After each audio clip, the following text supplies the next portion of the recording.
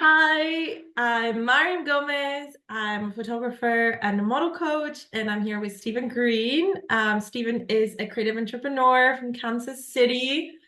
We started working together in 2020 when you signed as a model and an influencer, and here we are now. Here we are, 2024, baby. Yes, thank you for giving up your time. I know you're a very busy creative and a busy new dad as well. Um, to jump on this and do this with me. I appreciate it. It's fun to connect again and have these chats again. And I think people are gonna love it. I hope people are gonna Absolutely. love it. Yeah, it's funny because I don't think people are going to realize like well, I think they will realize how organic it is, but yeah, this is a lot of history like in a small moment right here. Yeah, we worked together at Bridge. I used to be one of the bookers there, and obviously Stephen was signed there. And yeah, we worked very closely together. We worked together for like three and a bit years. Yep. Um, and yeah, we booked some cool stuff together. And did a lot of development, and we tried different approaches, didn't we? Like navigating the sort of the niche that is the big and tall fashion industry. It's very new for, or was, or still is very new for everyone, for the models, for the bookers, for the industry, for clients. So there was a lot of, should we just try this? Exactly. Should we just do this? Yep. See what Let's do happens? it. And a lot of things worked, and a lot of things, did stick, and it happened. So Yep. yeah, we've got a cool relationship. We met finally in person last year in New York. Yep. Yeah, that was fun. And yeah, I always feel like I know you guys more because I see your faces way more, where maybe the talent doesn't see like the bookers' faces all the time. Yeah. Um, but yeah, meeting in New York was fun. Hopefully soon again. Soon again, Um, hopefully. yeah, but anyway, today we wanted to get together to kind of have share a bit of the chats that we've had behind the scenes, especially to do with branding and like identity. Um, I'd let you kind of explain a little more, but you've got such a strong identity from the get-go when you started as a model. And I'd love for you to tell us a little bit like your journey didn't start as a model, it started as a creator in different other fields.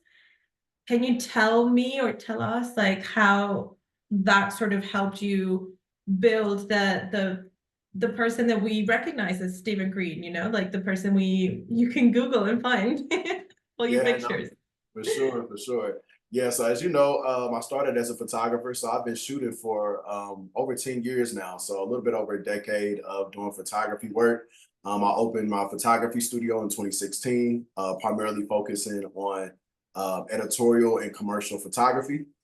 So that's where I got my start and everything. But I always had that love for fashion and passion for fashion. So I think, with my personal style, you kind of just know that, okay, this guy's into fashion. But as far as like transitioning into a career, it started in photography. So working with fashion brands, working with designers, working with stylists, makeup artists, hairstylists, you name it. Every element and component of that industry, I got a lot of insight from the photography standpoint. And so from there, it was just a matter of just like, okay, what am I wanting to pursue now? And I think during that time, Instagram was kind of becoming more of like what it is now with content creation and things like that. And it was something I wanted to get into because as a big and tall guy, a lot of people always ask like, where do you shop? Like, where do you get your clothes? And so Mm. before I actually started creating content, I kind of dabbled into some wardrobe styling. As a photographer, we do it anyway, especially shooting fashion. You like, yo, I got this concept.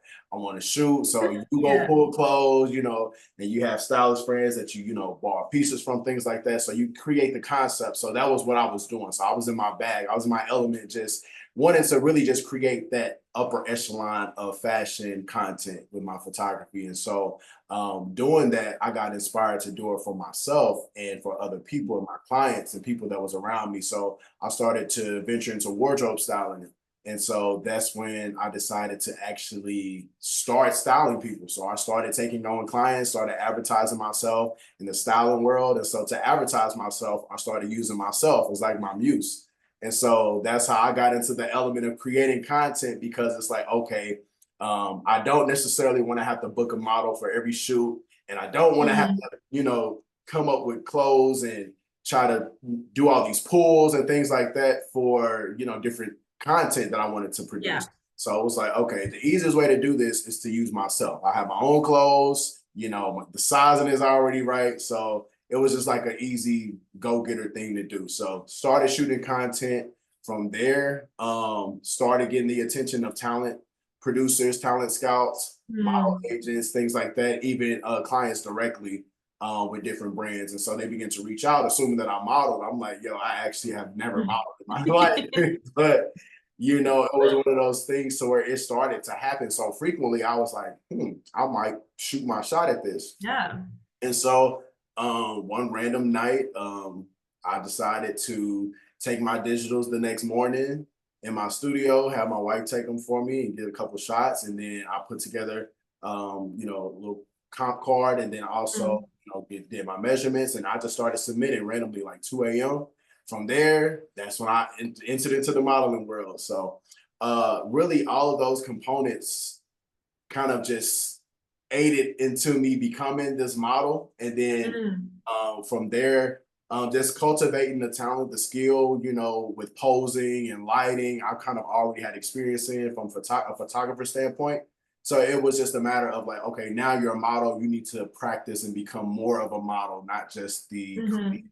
So just being intentional with what I researched, being intentional with, the things that I did as a model. And that just catapulted my career with, clients and things like that. Once I had the opportunity with Savage, it kind of just kept going from there. Yeah. And now I'm in the acting space. And so, it's taking that same route. But I think, what was actually really insightful is just asking a lot of questions. I know, and I will reach out to you all the time, like, Mariam, okay, so what's the feedback from the client?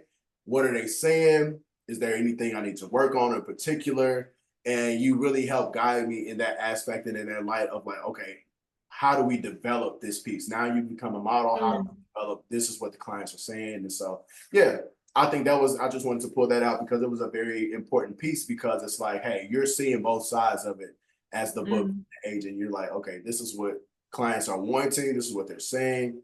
And then me as the talent, this is what you need to do to produce that. So, yeah. Yeah. Yeah, I really love the sentence you used there. Like, I think you said intentional research. Mm-hmm. Um, and I'm gonna use that going forward now. Sure. I think that's great because I tell that to everyone. I think going into a new industry, even if for you was a sort of very organic, natural sort of next step, like it just all clicked together and it just made sense for you to step into that space.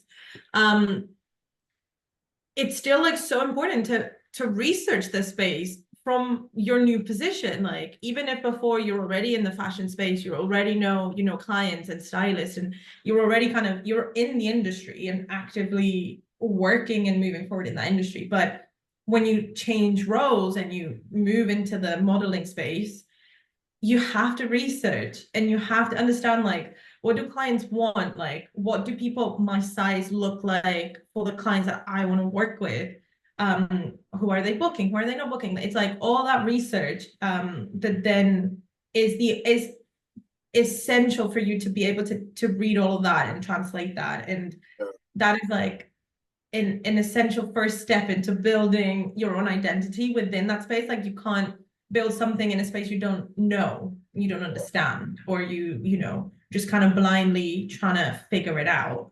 So yeah, I really like that. And how would you say, like, because another important point with models is that you have to have like your personality, your niche within your niche, like your style, whilst at the same time remaining moldable from a client's point of view, right? Like you, at the end of the day, you get booked for jobs that some jobs have been wildly incredible and like amazing and spot on your brands, but also you then been booked for some other jobs that, you know, weren't in the dream list.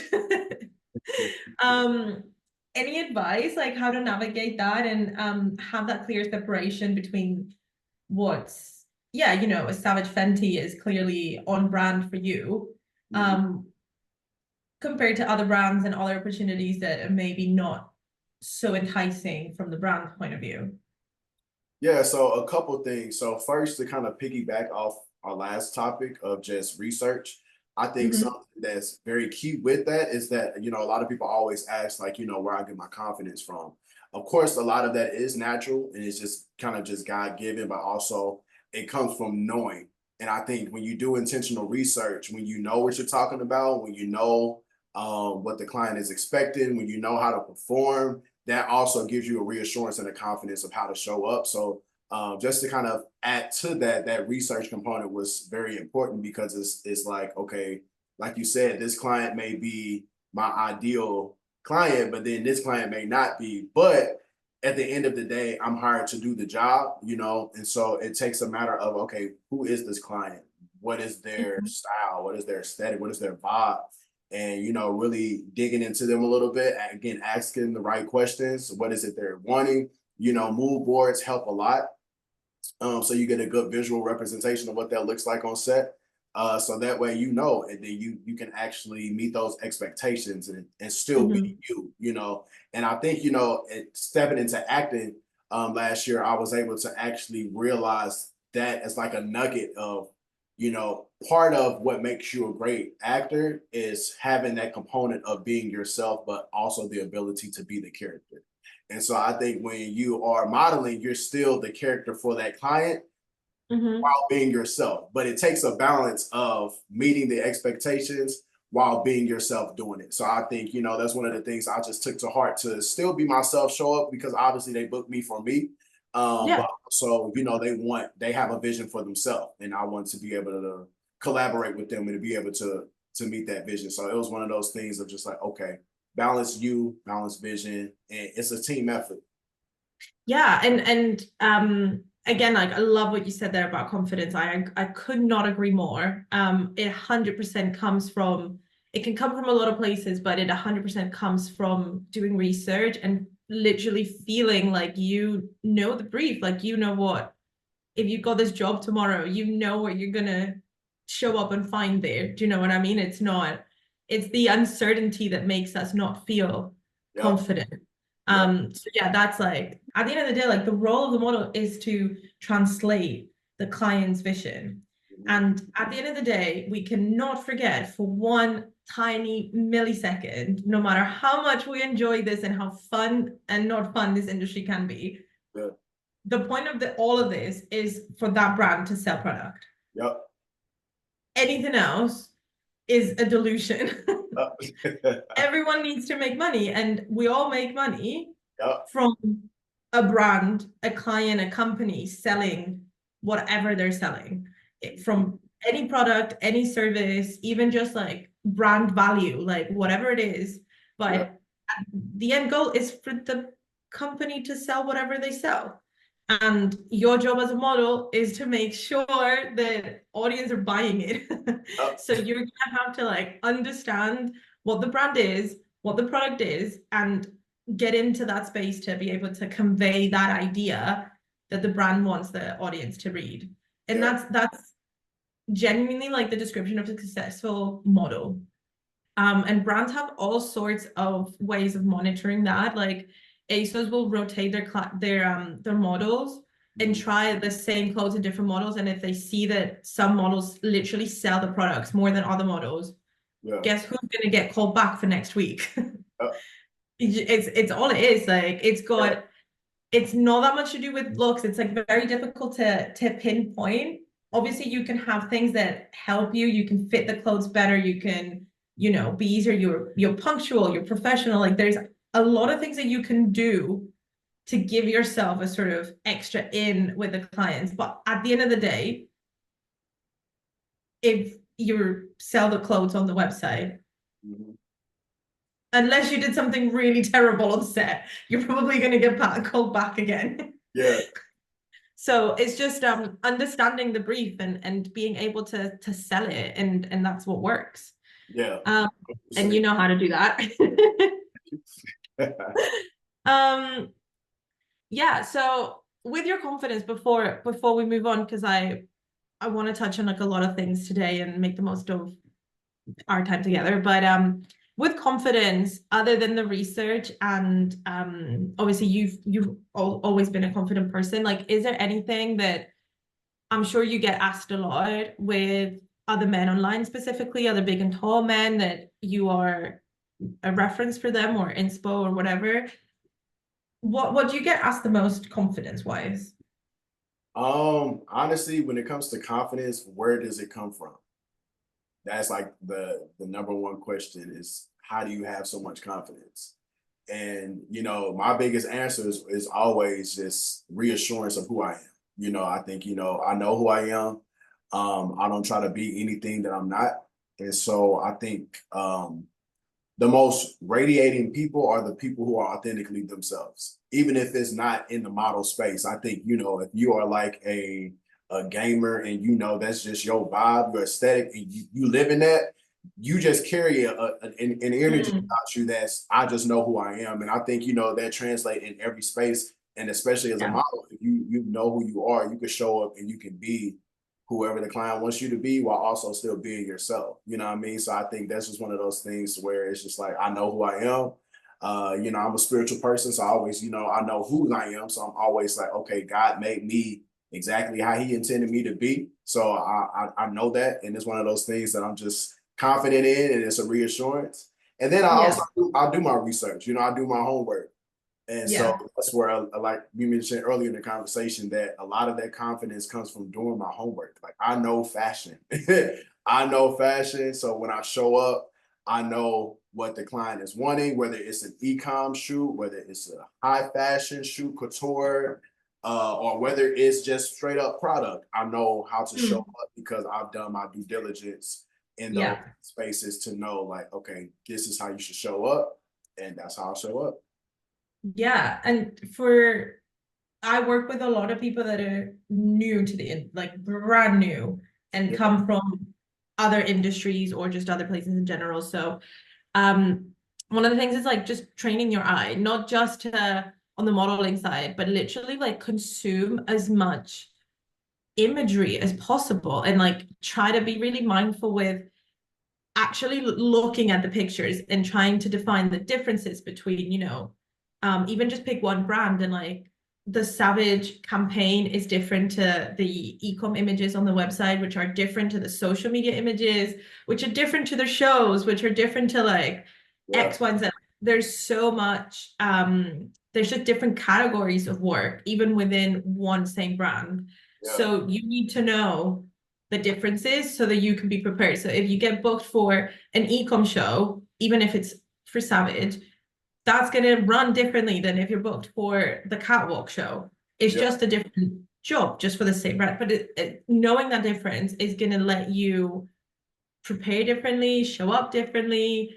Um, and yeah, that's a great strength to have. And I think only the models that do the homework Yeah. really, really know how to take it all in like that and be versatile and show up confidently versatile. I like what you Yeah. said with the eye, because that's key. Training your eye is so necessary because it gives you just that insight of, okay, I know what the differences are. And so it's like, you can always meet that expectation because it's like, okay, I know what these differences are. So even when you say like my social media presence or just overall branding, that's just how I show up because I know what the differences Mm. are. And I think when it even just talking about like the style element of how I brand myself, like I'm one of those people who dress for every occasion. So it's like if it's vacation, if it's summer, I want to amplify the feels of what a summer vacation will look like with my wardrobe. Yeah. A winter vacation, I want to amplify what that aesthetic and what that vibe will look like. And so I think having that vision and being able to amplify and add excellence where you can is the key. Yeah, and it's understanding, it's like translating that mood as well, right? Like if you're selling holiday, Yeah, then you're gonna be selling like a different mood than like, I don't know, if you're doing like a really dark, edgy editorial. It's not the same thing. You can yeah, be your same person and still like Steven selling the same, like it can still be cohesive, yeah, even if it's completely different things. But yeah, again, like I use this example a bit. I'm sure you are, you know this brand, but do you know Adore Me, the lingerie brand? yeah. Yeah, so Adore Me have a completely different vibe to them Oh yeah, than like Savage Fenty. On paper, they're just two lingerie brands. They're cool. They have the same like audience, but if you're booked as a model for one or the other, you're gonna have a very different experience on set just to do your job. Like one of them is Adore Me is always like very smiley, very commercial, very like huggy with the other models. It's always like a group show. Everybody's just really happy and just whatever. And then the Savage is more power shots, power moves, like moodier poses, like not so smiley, but you could be, you're selling the same thing. You're selling exactly the same thing. So it's like if you show to one or the other with the wrong mood, then you already got it wrong. yeah, You know what I mean? yeah, So it's definitely. it's that that's like I just wanted to give like an example for anybody listening that what we mean by like aesthetic and vibe and mood and all of that. And it's like once you're researching them, putting them together and literally looking at all the images together is for somebody that hasn't had their eye like trained yet is the only way to see it. Just like black and white, just drag and drop, put it on a Pinterest board, whatever you use, and just look at it all together and be like, oh right, now it's like very obvious. These is like two different moods. Yeah. Um, it's the only way, but it's the more you do it, you're just gonna get better, like anything. Um, and okay, so moving on to like I guess this is like quite relevant, but with the posing then, um, things took off so quickly for you when you started. And I know that you'd already been self-shooting and, behind the camera, giving direction. So it wasn't like a brand new thing, but it was still brand new.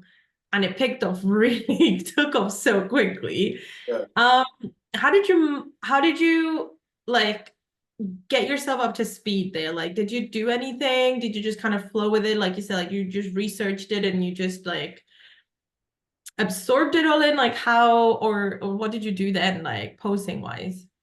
So for posing, it's one of those things to where, as a photographer, I kind of had a cheat code, because it's like, and obviously you can speak to this too, because it's like when you see the vision of the mood, a lot of times you're able to emulate it.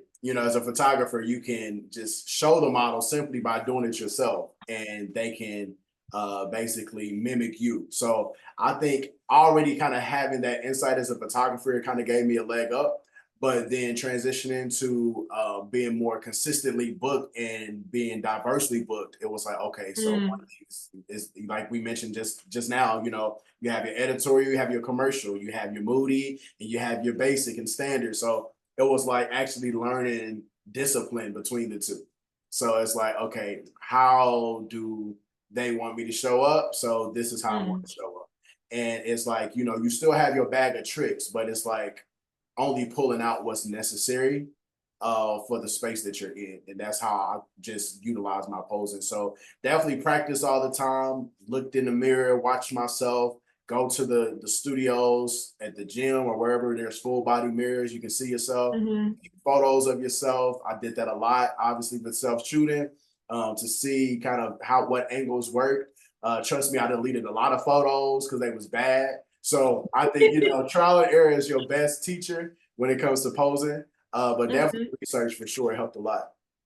Yeah, I cannot say that, and I literally say like if you're a model at any stage, I don't care, and you're not practicing in the mirror at home, like you're not self-shooting, you don't have your phone on a timer, and you just like try different things, then I don't know. It's like studying law and then never reading about a new law ever again. Like you just wouldn't do that, would you? Like it would, you have to keep practicing. Like it's just what it is. Yeah, Yeah, doing that, picking up inspo from all the content online and just copying it fully, yeah. just start with copying it, and then it will develop into your own style and into your own thing. Like for me as a photographer and someone that I had a blog when I was a teenager. Out of like, You gotta I pull started it. We a gotta see blog this. We gotta see this. We gotta see this open. somewhere. It's expired. It's gone now. It's gone now. But then this was not in my notes. I did not think I was going to bring this up, but it's just like what you said. It did remind me that at the time, like when I started this blog, is because I really liked photography. I wanted to shoot it on other people and create these visuals as a photographer.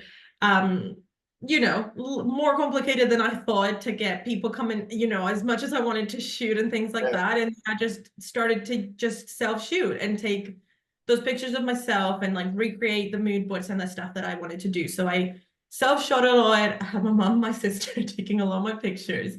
But that definitely, even though we're absolutely not bringing any of those pictures back, it definitely helped so much with my confidence and my like self-aware, like just in a positive way, like my body movements, my posture, how I communicate, how I present myself, just like being aware of how my body looks. Like I know how it looks in different poses. Like I have no intention of stepping into the modeling side of things, don't worry, but Yeah. it helped so much. And I definitely, it was the beginning of me doing like the coaching even, like, and giving so much direction, is because as a photographer you have that vision, and then if you're in front of the camera you then pick up what you need to hear and how you need to hear things to be able to translate what the vision is.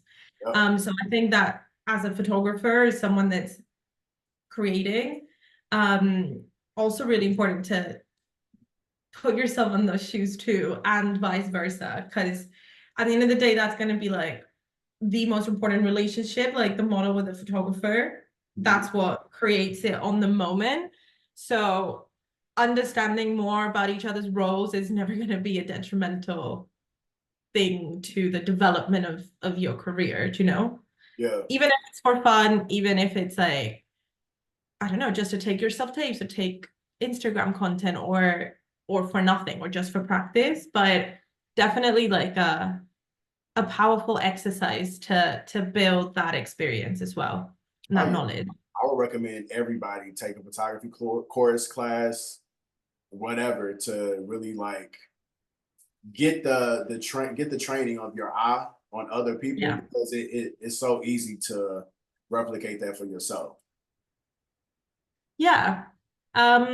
What advice would you give, back to focusing on the models, but what advice would you give them when they're preparing mood boards for their shoots, or when they're getting ready to do a photo shoot, not a job, but like a test shoot?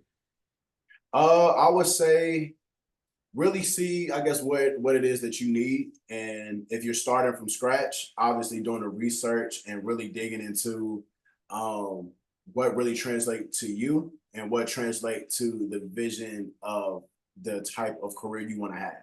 So if you want to work in the Vogue space, if you want to work, in the high fashion space, or if you want to work in the more commercial space, really spending some time to look at their visuals and see kind of their brand messaging, how they do their, their websites, how they do their ads, and how they do their images in the stores. When you go into the stores, what do those images look like? What are those moods? Mhm.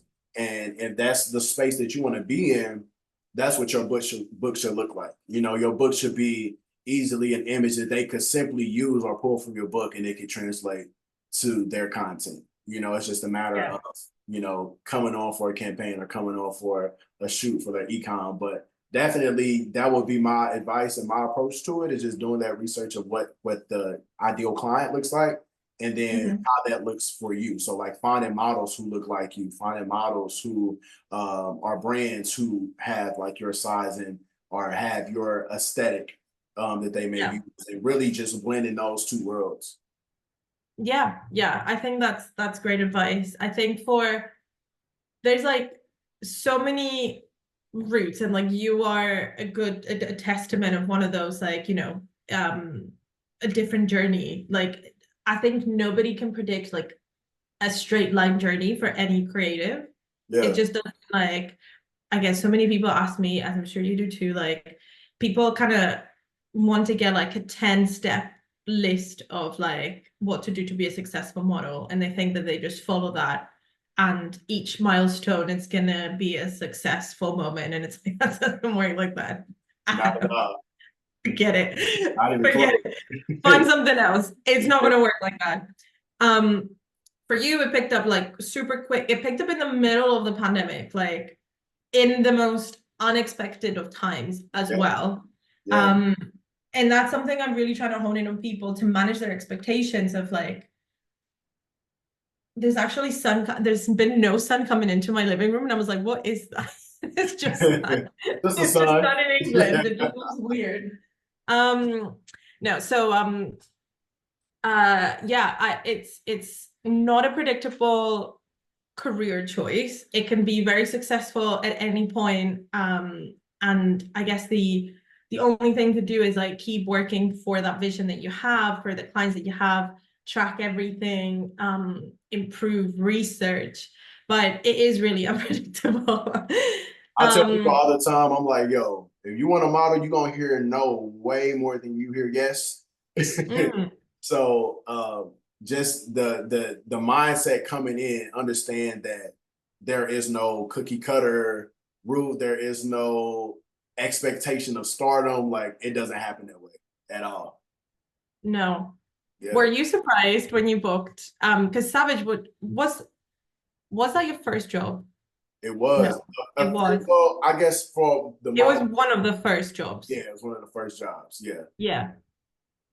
How did you like, now in hindsight, like how did you process it all when you went from like, just a new model on the block to doing interviews 5 times a week? That was crazy. That was crazy. I mean, at that time, I was working full time. I left my full time job um, to work part time, and it was just a lot of transition. I mean, like you said, just like coming from a new model. But I think before I kind of even expound upon that, something I would say, because I don't want to lose the thought, is that I Mhm. was very prepared for anything to happen because of that. So I think preparation is key. So I think for me, just taking the branding and marketing approach mentally, just from what I would know, just from using just insight from just owning a business and being a photographer, Mhm. that is preparation is always key. So I think, knowing that moment was coming down the road, it's just like, okay, I need to get my content together, clean up my Instagram, get the website looking nice, and really trying to align things to where so whenever whatever moment happens, I'm able to receive it. So I think that was one of those things that I do think was key in that happening. I didn't expect it at all. Trust me, I didn't expect to go viral, nothing like that. I just knew that, hey, this is something different. So people may have some eyes on me. So let me Mm, just put my best foot forward. And so with that, yeah, I mean, I definitely didn't expect it. It was completely, I mean, it blew my mind.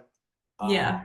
but all in all, I think, really just preparing like everything to like just align. I mean, I think also just aside from the tangible things you can do, I think like the affirmations and things you can kind of prepare yourself for, like from like an emotional standpoint, spiritual standpoint, like that's also important because it's like, this job can be also brutal. It can be depressing. It can be, all of those things too. So it's like you got to do There's so much rejection for so much. everybody. Oh It yeah, doesn't matter who you are, what stage, like it's so much rejection. You're so right. yeah, and then you're a model, so it's like it's hard to not take it personal. So it's like, okay, you don't want me? What me? But Yeah. it's one of those things that hey, you just may not be who they were looking for, and that's okay. So it's all that preparation is key to really just being in a good space and to being able to perform again because the next job is going to come and you can't still be Mhm. on the last job and the opportunity Yeah. was going to blow up but didn't or whatever the case may be.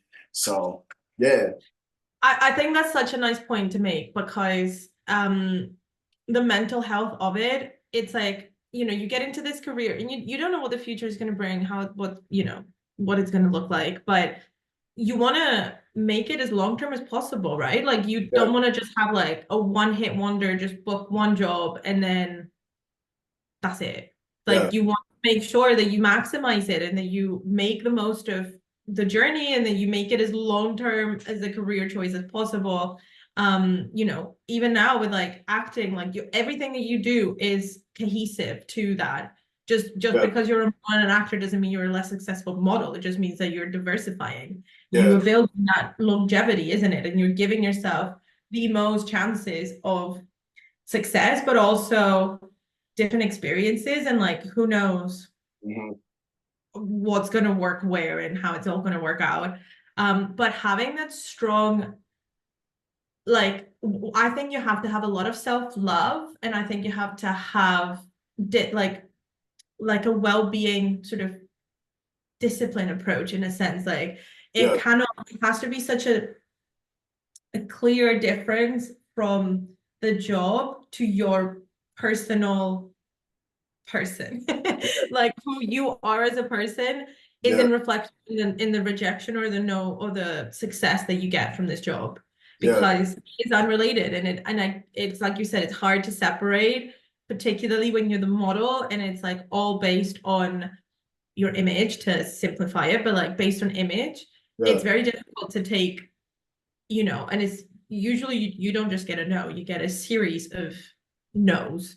yeah, So it's difficult to not take any of them personal. Like it is really hard, and I'm trying not to swear, like it is hard, yeah, but you have to, and it just has to be like any model in any stage of their career. Like think the biggest, most talented, successful models, they also been rejected from hundreds of jobs and opportunities that they never booked. So it's just keeping yourself happy. If the rejections of the jobs and the sort of the hardship of the nature of the industry is too much and it's like affecting your mental health, then that should be the priority. Like, yeah, and that also, do you want to build a long-term career on something that doesn't make you happy? yeah, No, that is not sustainable. So you kind of have to work on both things, yeah, like as a parallel, like you have to work on them at the same time. And yeah, not having like a good stable approach to the differences between it not getting personal mhm. is is essential to make it long term, because Oh yeah. otherwise it doesn't stay up. It just doesn't Oh yeah. work. Nah, and I want to tell a quick story real quick because I think it'll be helpful. But one of my clients, and I'm not going to say that name, but you may remember or not. But they had critiques on my posing. It was my first time working with them, and they had critiques on my posing.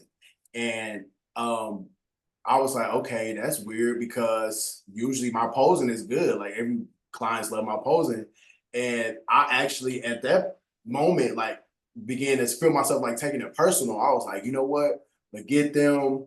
I'm gonna unfollow her on Instagram. She just followed me. I'm gonna unfollow her. Like I was feeling some type of way. But then Yeah. I took some time to like, you know what? It's not that deep. Let me actually Yeah. consider what she was saying, and Yeah. not take it personal, and then end up getting booked like 7 to 10 more times with that same client. And so had I taken it personal, like, no, I don't want to work with them again, and unfollowing people I connected with on so like really taking it to that level because I took it personal, I could have burned that bridge with that client and not built the relationship that I did to be even booked as many times as I have been, because that was one particular client that I was booked so many times, multiple times. And so it's one of those things to where like, yeah, you can't let it take it personal because you could easily fumble the bag for yourself. Yeah. And like at the end, like feedback is so important to Very grow. important. Like it's never easy to take feedback and just whatever the saying is, take it on the chin or whatever. I'm not good at sayings. Like it's never easy and it's never like enjoyable to digest. Yeah, But once you apply it, and it doesn't mean you have to apply it to everything that you do now for or every sure. time that you model, but like at least keep it into consideration. And if, for example, in that case that you got that feedback about posing, was it that like, was it, you don't have to go into the details of what she told you, but like, was it that difficult to apply? Like, did it really change massively? Did it improve your posing? Did It it change it at all? Like, it actually didn't per se. It gave me more. Well, what I would say, it improved my eye on knowing, okay, this is what the client wants for this. Because during that time, it was still early in my career. They were a client that kind of was going through some transition. So even like organizationally, there were some things that maybe mhm, translate as well. But I think, being proactive and asking the right questions, that's something that I learned in the future. So even if this isn't available, like a visual isn't available or something like that isn't available, now being proactive, okay, so what is it that you're looking for? Do you have any yeah, references to point me towards that? And there's nothing wrong with doing that. And I think, that actually improved my communication on like, okay, so even if this isn't something that's readily available for me to see, let me just mhm, ask the question. yeah, So I think, yeah. it's like now I know what to apply, the type of posing to apply based upon the type of shoot that this is. So it did improve that aspect of it for sure, but it wasn't like a major shift. Like it wasn't nothing like that I couldn't apply or that, was like And at the end of the day, like we just said it, like if a client's just telling you, for example, like, oh, we want it to be more smiley because that's our branding and yeah, that's who we are, you would just do it, right? You wouldn't take it you went, yeah, back. exactly. So it's the same thing. It's like that client needed that particular type of posting because that's what they thought was going to sell more of whatever they're selling. Um, just do it, and then you go home. Exactly. You go home. And then you That's get fine. booked again. You get And booked then again. you got booked for like 7, 8 more times. Like you being able to take that feedback on and apply it Yeah. definitely got you booked that all the other times. Oh, for sure. For sure. Yeah. Yeah. That's cool. I think that's a good advice as well. Actually, like asking the clients the right questions is so important.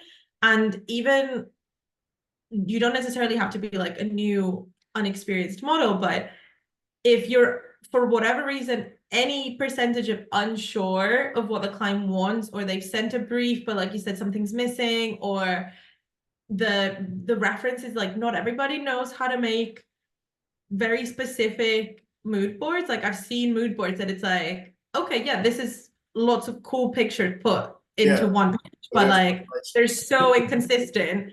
And yeah. this one's like really sexy and moody, and this one's really happy and cheerful, and this one's a product. Like, so how am I supposed to Yeah. translate all of this into one mood? So sometimes it's not the bad thing to ask the client questions or question the client's like briefs or whatever, just to be clear, specific, and ask for more references. Because that's like a much, much more productive and professional approach to do that. And then you ensure that you're doing your job fully right. And that will give you more confidence on the day as well. Then to go along with it, unsure, and then the client's going to be like, even if it was the fault that their brief wasn't concise enough, at the end of the day, you've not delivered enough. Mhm. So they might question whether or not you're the best fit for the next shoot coming up. Yeah. Um, and yeah, again, like that's, keeping those clients coming back and booking you again is the only way to keep like a long-term career going. Not every single booking can be a brand new different client, because that is exhausting for everyone. And that's just like very short-lived. If those clients aren't booking you back, then is something going wrong Yeah. that we need to like address. Yeah. It could be many things, and we're not going to get into now, but like having repeat clients is just a testament that you are doing something right. And you are ticking all the boxes, and you get to keep a consistent, income from them for hopefully many years to come, even if you have to slightly change your posing. Yeah. Like, So Stephen, thanks so much for your time today. This has been great. I wanted to ask before we go, what's something you wish you knew about the industry a lot sooner or at the beginning of you getting into modeling? yeah. That's a good question. I think what I wish I knew was a little bit more about this, just the structure of how the relationships are built between model, brand, agent, and Mm-hmm. like the pay structure. Because models who want to be models, you will not be getting paid bi-weekly. You will not be getting paid weekly. Not be You getting want to make it monthly. not be getting paid semi-monthly. No, look, but yeah, that was new for me. Obviously, you hear about the 60-day, you hear about the 90-day, but sometimes that's just what it is. But in most cases, that's what it would be. And Mm-hmm. so I think, that was one of the eye-opening things to really help me start budgeting better, because it's like, okay, well, yes, you did a gig that may cover, such and such, but you're not going to see it for a couple months. So I think, Yeah. really being able to factor that in was good. It would be good insight to know moving into it. And then, like I said, just the relationship and building, and I also wish I would have known sooner just about the reassurance of how to show up, of just being myself and just building And what relationships. was expected? Is that what you mean? I think, people always kind of have a preconceived motion about just fashion, the fashion industry in general, Mm. that it can be more cold and be more, just do the job and leave. Models don't really have say so. All these type of just like things you hear going into it, but it's like you go on set and you realize like, okay, everybody is just another person, just like you a person. And so, speak if you feel uncomfortable, speak if you are unsure, speak if you are excited, speak, Mm-hmm. if you feel some type of way, like, be okay with owning the space that you are in that room, because obviously you were meant to be there and you were asked to be there. So it's not like Yeah. you have no place to be there. So I think, just that's a good component I wish I would have known prior to moving in, that would be helpful to any new model, any, Mm. and really Yeah. overall, I think even if you're not a model, I think that's a good insight to know in any space that you work in, fashion or entertainment, that, own the space that you're in, they want Yeah. you there, your name was in the room, so own the space you're in, and And be present. I think that's something that some models might confuse with staying out of the way. yeah, And some, like, one thing is you're being on set, and if you're a model, you might need to wait for hours until it's even people are even ready to, like, for you to start your work, right?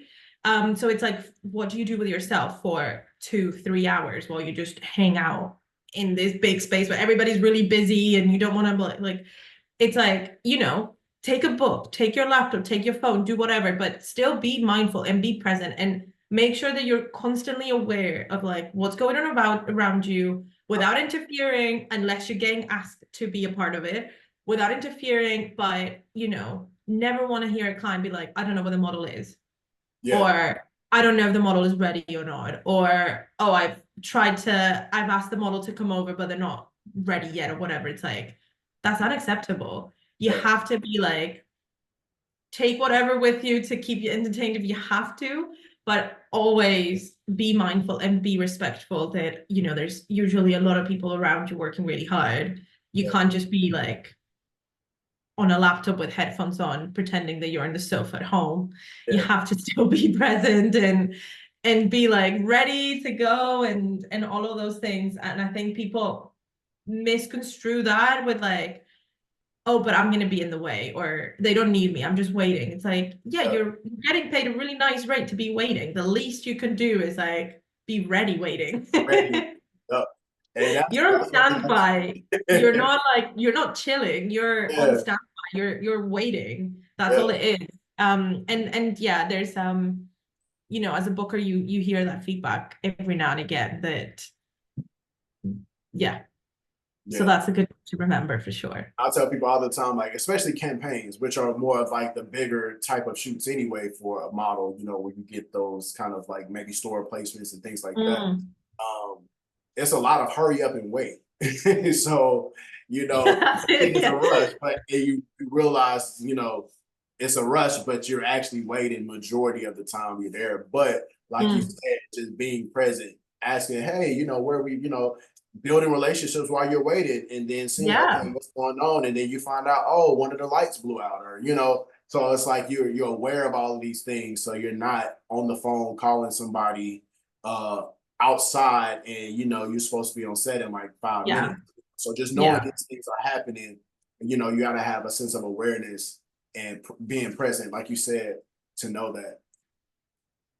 All right, Miriam. So you interviewed me, got all my questions. I have 5 questions for you. Well, I don't have 5 questions, but I You have have one a question. question that requires 5 answers.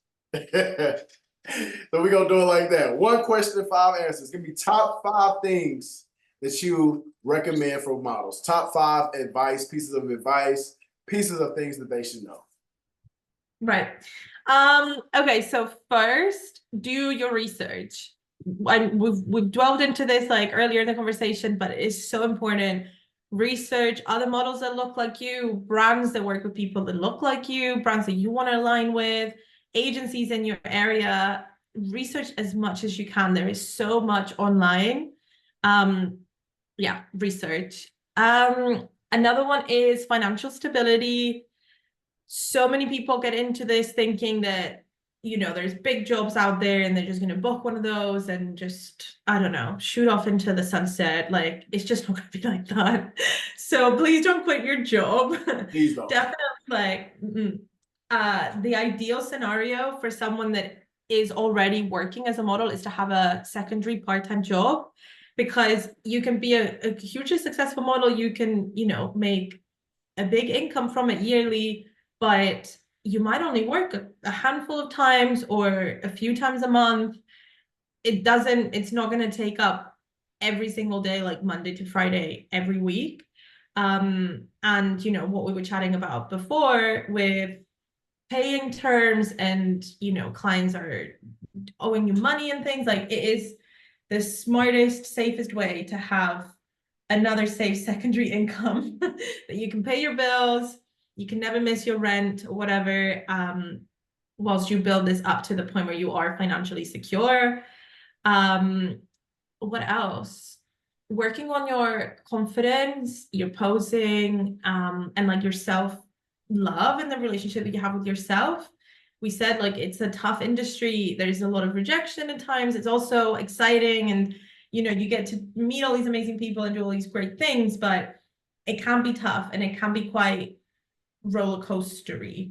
Yeah. So at the end of the day, one, if you're a model, like you're basing everything on your image anyway. So having a good, positive, healthy relationship with yourself is essential for the longevity of it all anyway, but also for you to manage all the ups and downs and uncertainties and rejection.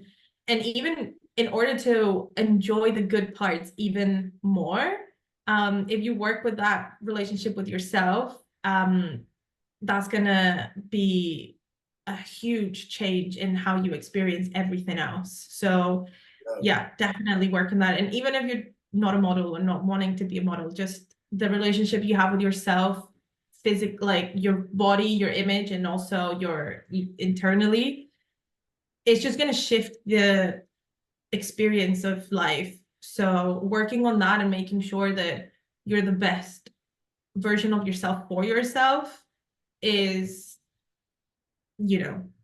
probably the most important one. Key. It's the key. Yeah, for everything.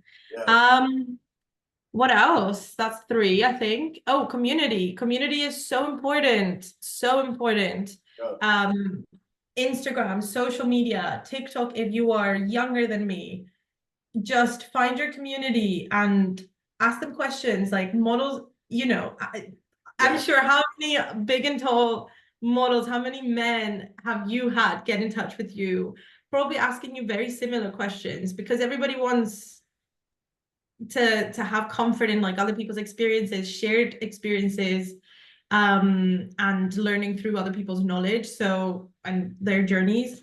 So yeah, find your tribe on socials and ask them questions, and reach out to models or people in the agencies that you aspire to be signed with. Like, reach out to them, ask them questions about their experience. That's, a huge plus to building a network.